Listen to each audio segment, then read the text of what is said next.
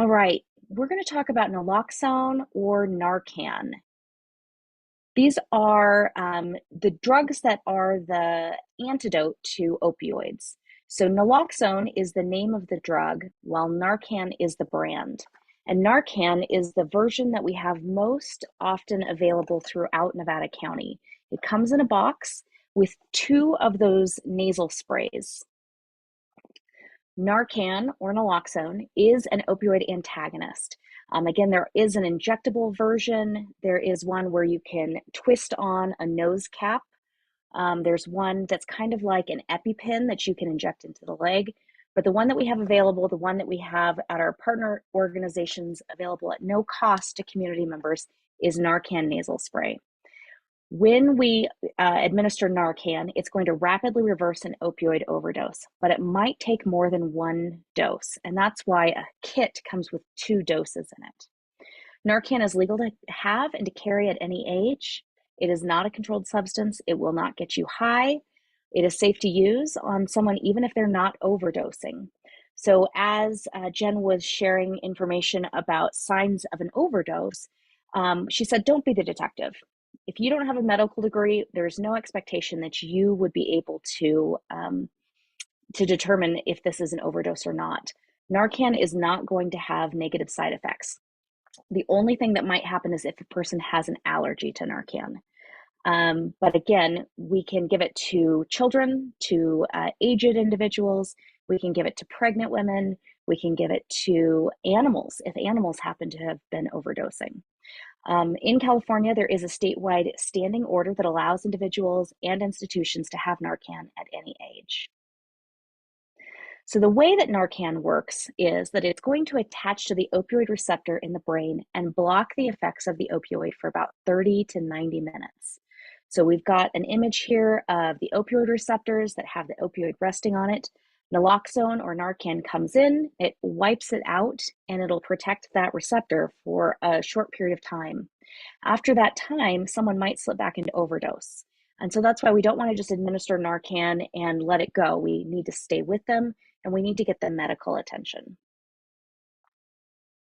And so when administering Narcan, the first thing you need to do is determine that the potential of overdose is happening. And then we want to follow some steps. First, if you're with someone else, have one person call 911 and the other person can begin to administer the Narcan. If you're alone, go ahead and administer the Narcan first before calling 911. And as Jen said, you're going to be, shaking the person to say, hey, friend, hey, friend. So go ahead and tell them, hey, friend, I'm going to administer Narcan. In this situation, our biggest concern is the lack of oxygen to the brain. So time really is of the essence here. Reminder that when you call 911, if you call and you're not in cell service, typically your cell phone still works, and you can always put them on speakerphone so that you can be working as a first responder and communicating with dispatch. So what you'll do is you'll go ahead and open your Narcan box, and inside you'll have a packet that looks like this.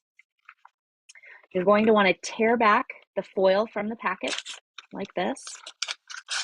Try to keep Narcan available. You can take it out of the box and put it directly into a first aid kit if you have one, or into any type of supply that you keep with you.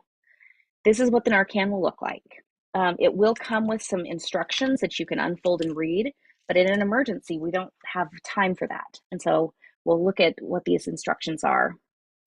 What we're going to do is we're going to take the person and lay them on their back if possible. We'll tilt their head back if possible, and we can also support their neck by putting your hand on the back of their head if possible.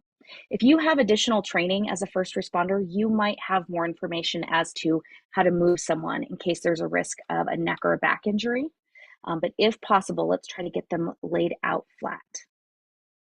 So to give the Narcan, what you want to do is you want to put your thumb on the plunger, you want to put your fingers on the device, and then you'll insert the tip into the person's nostril, and you can plug the other nostril, put the finger against it, and then you're going to push fully on the plunger to deploy the full 4 milligrams. If you try to test it out and just push a little bit, it could waste some or all of the dose, and we don't need to prime this at all. So again, we're going to put our thumb there, and then we're going to deploy it into one nostril by pushing firmly like this. So after you've given that first dose, if they're not breathing regularly, go ahead and start giving rescue breaths. We've got them down flat. You can pinch their nose and breathe into their mouth. It's about one breath every 5 seconds for 2 to 3 minutes. And hopefully you've either got someone there with you or you have dispatch on speakerphone so that 911 will be responding to your location and you can be speaking with the operator. If you are giving rescue breaths for 2 to 3 minutes and they have not become responsive and are breathing on their own, then it's time to take out that second dose from your Narcan box and give it in the alternate nostril. And you can repeat this as necessary until the overdose is reversed or until emergency services arrive. When we've trained first responders that have administered Narcan, they have said that when there's a higher potency in someone's system, that it can take more than just the 2 doses of Narcan in a kit. And so that is a possibility. Again, in between doses, if you haven't already called 911, go ahead and do that. We need to get a first responder to you as quickly as possible. If the person does begin breathing on their own, you can place them in the recovery position, which is shown here in this image. It's a person who is tilted over to their side. They have one arm out and one arm tucked under their head. This will help so that if there is a drug or alcohol overdose situation and they become unconscious, this is one way where they're positioned so that if they do start to vomit, that they don't aspirate on it.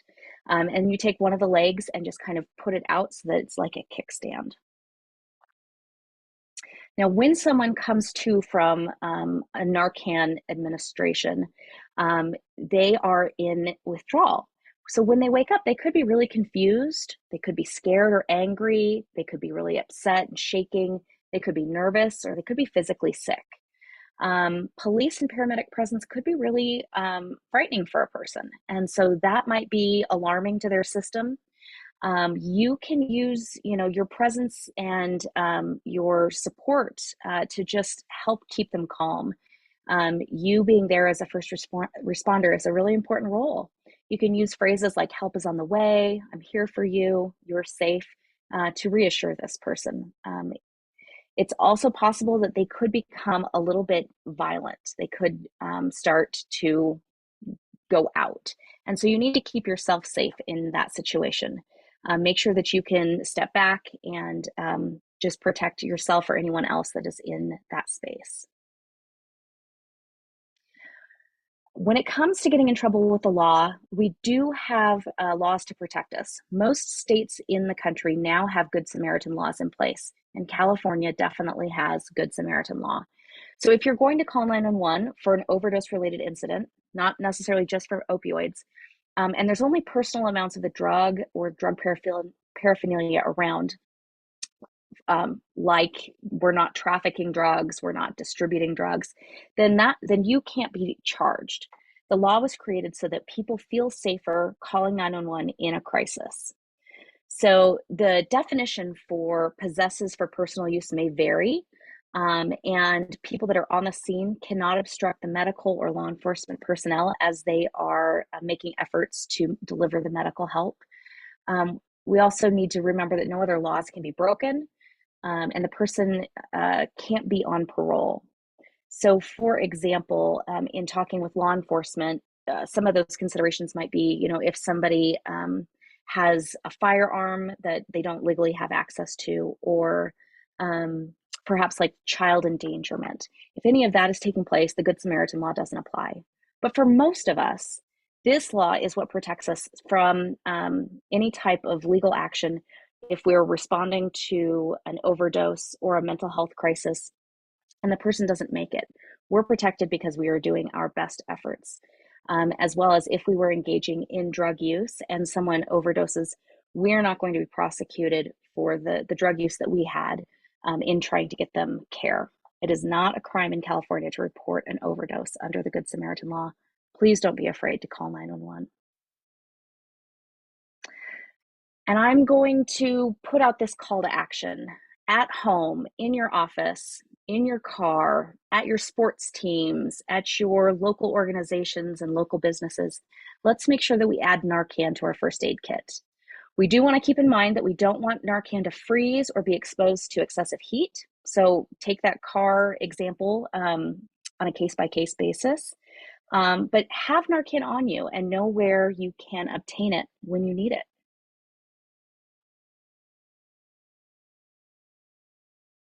And so with that, I'm going to turn it back over to Jen.